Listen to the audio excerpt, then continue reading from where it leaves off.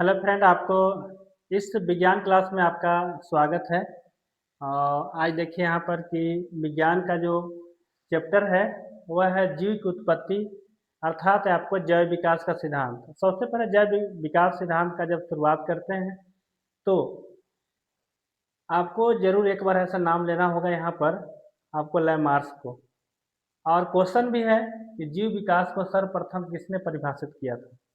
तो जीव विकास को सबसे पहले परिभाषित करने वाले जो हैं वह कौन है? लैमार्स हैं।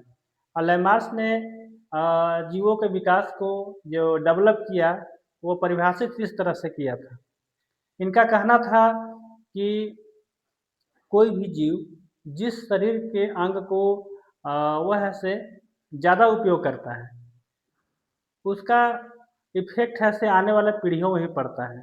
इसका उदाहरण उन्होंने दिया था कि जो जिराफ होते हैं, जिराफ जो होते हैं उनके गर्दन है से लंबे होते हैं, और उस गर्दन के लंबे होने के रीज़न ये है कि वह गर्दन का ज़्यादा उपयोग किया, मतलब पेड़ पौधे उसके पत्तियों को खाने के लिए उसको लंबे लंबे किए, और उसका कारण हुआ कि उनके आने वाले जो बच्चे हैं, पीढ़ी हैं, उस पर ऐसे प्रभाव पड़ा। हालांकि इनका सिद्धांत को बाद में खंडन कर दिया गया था। तो यहाँ पर हम लोग को पहला क्वेश्चन को जरूर यहाँ पर समझ गए होंगे कि सर्वप्रथम जो जैव विकास को जो है जीव विकास का सिद्धांत आपको सबसे पहले प्रतिपादित करने वाले वो कौन है? आपको डी लैमार्स है।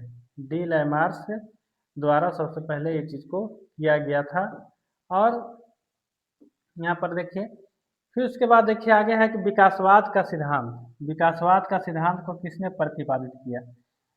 ये सबका मुंह में आती है, यहाँ पर है से आपको जहन में याद होगा कि चार्ल्स डार्विन। चार्ल्स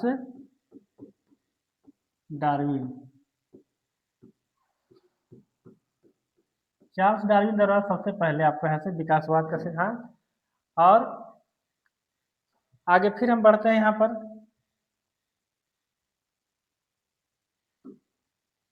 अब देखिए यहाँ पर एक क्वेश्चन है यहाँ पर कि मैमथ किस जीव के पूर्वज है? मैमथ किस जीव का पूर्वज है? तो इसका आंसर है हाथी। अब देखिए ये जो है ना, यहाँ पर ये मैमथ का चित्र है, और ये अभी विलुप्त हो चुका है। ये जीव जो है वर्तमान में विलुप्त हो चुका है, लेकिन इसका जो प्रजाति है वह हाथी है। और क्योंकि हाथी जैसा है लेकिन हाथी से यह अलग है। हाथी से वैसे विशालकाय जीव मतलब कि इसको माना गया था, लेकिन अभी फिलहाल ऐसे ये विलुप्त प्राय है। अब देखिए आगे, पृथ्वी पर सबसे पहले किस जीव की उत्पत्ति मानी जाती है? पृथ्वी जब जिस समय पृथ्वी में कोई जीव नहीं था उस समय सबसे पहले कौन सा जीव आया? तो उसका आंसर है नील हरित शैवाल। जो नदी में या तालाब में आपने देखते होंगे एक काई के रूप में, शैवाल के रूप में बैठ जाता है, बस वही आपको ऐसे नील हरित शैवाल है, और इस पृथ्वी में आने वाला सबसे पहले वही जीव है। आगे बढ़ते हैं, शहतूत के फल का वैज्ञानिक नाम क्या है? तो यहाँ पर देखिए शहतूत, जो अक्सर शहतूत इस तरह से होते हैं, और गर्मी के दिनों में, गर्मी जब स्टार्टिंग होता है इसका फल आते हैं, और इसका ऐसे फल एक ही सीजन में आता है। कभी कभी कुछ पौधे ऐसे हैं जो दो सीजन में इसके ऐसे फल देते हैं। तो इसका वैज्ञानिक नाम क्या है? सोरोसिस है। क्या नाम है? सोरोसिस। फिर आगे देखिए, अब यहाँ पर लाइकेन से है क्वेश्चन कि लाइकेन किससे निर्मित होता है? लाइकेन जो है, लाइकेन अक्सर जो है कि आपको नमी वाला क्षेत्र में आपको रहता है, जहाँ पर आपको पानी या नमी युक्त चीज़ रहते हैं। इस तरह से आप देखेंगे कि ऊंचे जो पानी का जो टापू होते हैं या और भी नमी वाला जगह होता है, तो इसलिए यहाँ पर ऐसे आपको लाइकेन पाया जाता है। तो लाइकेन निर्मित जो है वो आपको कवक और शैवाल से होता है।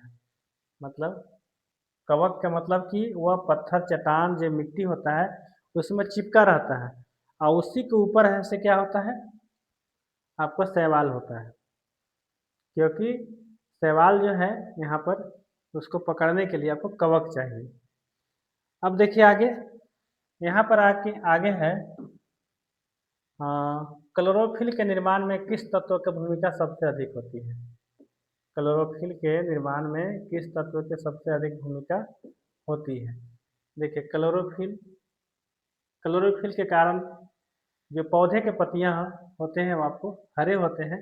तो आपके यहाँ पर मैग्नीशियम के कारण यहाँ से क्लोरोफिल का निर्माण हो पाता है। अगर मैग्नीशियम अगर जिस पौधे में अगर कमी रहेगा तो उसमें क्लोरोफिल नहीं बन पाएगा और उसका पत्ता हरा नहीं होगा। जैसे कभी कभी देखा जाता है कि अधिकतर जो कुछ पौधे ऐसे होते हैं जो आपको उसमें हरापन चला जाता है, पीले हो जाते हैं या रंग बदल जाते हैं, इसका मतलब सीधा सा है उसमें मैग्नीशियम की कमी हो गई है। वजह और भी कुछ हो सकता है। अब देखिए टमाटर में रंग लाल क्यों होते हैं? तो टमाटर में लाल जो पक जाने के बाद जो लाल रंग होता है वह आपको लाइकोपिन के कारण उसका टमाटर का रंग क्या होता है? लाल होता है। अब देखिए यहाँ पर आगे है यहाँ पर ईस्ट और मशरूम किस प्रकार के जीव हैं? तो एक तरह से क्या है? एक फफूंद है। क्या है? फफूंद है। मतलब ईस्ट और मशरूम को फफूंद के अंतर्गत रखा गया है। और यहाँ पर देखिए लीची के फलों को किस शाखा के अंतर्गत रखा गया है? तो लीची का फल जो है आपको एक बीजी बेरी के रूप में रखा गया है। अब देखिए यहाँ पर एक और क्वेश्चन है जो इम्पोर्टेंट है। यहाँ पर देखिए कि क्वेश्चन है कि लाल मिर्च किसकी उपस्थिति के कारण तीखी होती है? जब हम खाते हैं तो उसमें ज़्यादा तीखापन महसूस होता है या तीखापन उसका गुण है।